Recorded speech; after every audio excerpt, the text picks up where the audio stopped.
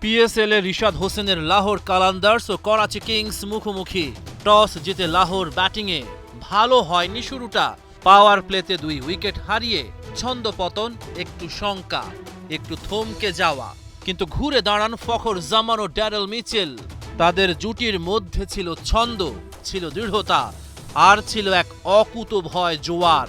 তারা শুধু ইনিংসকে মেরামত করেননি, দিয়েছেন গতি।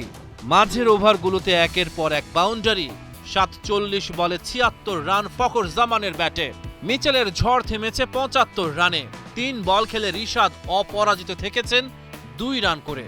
২০১ রান লাহোর কালান্দার্সের বোর্ডে।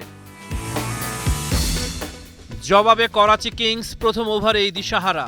কাপ্তান শাহিন আফ্রিদির জোড়া শিকার। প্রথমে ডেভিড ওয়ার্নার, এরপর জেমস ভিন্স।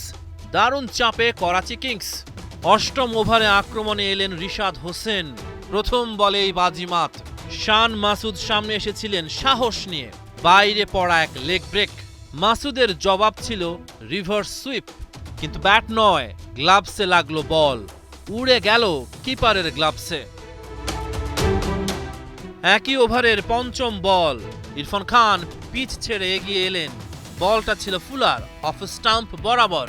রিশাদ যেন ফাঁদ পেতেছিলেন আগেই। ইরফান ফিরে গেলেন। 6 রানে থেমে গেল তার গল্প। 1 ওভারে রিশাদ জোড়া শিকার ধরল। রিশাদ হোসেন আবার। করাচির স্বপ্ন একে একে ভেঙে চুরমার। আব্বাস আফ্রিদিও তার শিকার। রিশাদের ঘূর্ণি, ফুল লেংথ বল, অফ স্টাম্পের বাইরের দিকে। আফ্রিদি ভেবেছিলেন বড় শট খেলবেন। ব্যাটের বাইরের কিনারা ছুঁয়ে বল জামান খানের হাতে। প্রথম 2 ওভারে 4 রান খরচ করে 3 উইকেট শিকার করেছে রিশাদ। তবে শেষ 2 ওভারে কোনো উইকেট শিকার করতে পারেননি। 4 ওভারে 26 রান খরচায় 3 উইকেট নেন রিশাদ হোসেন। প্রথম ম্যাচেও 3 উইকেট শিকার করেছিলেন এই লেগ স্পিনার। 2 ম্যাচেই তার অ্যাকাউন্টে 6 উইকেট। শেষ পর্যন্ত লাহোর কালান্দার্সের টানা দ্বিতীয় জয়। আবারও দুরন্ত বোলিং। রিশাদ হোসেন লাহোরের একাদশে জায়গাটা একরকম পাকাই করে ফেললেন। রহমান পেয়ার ৭১।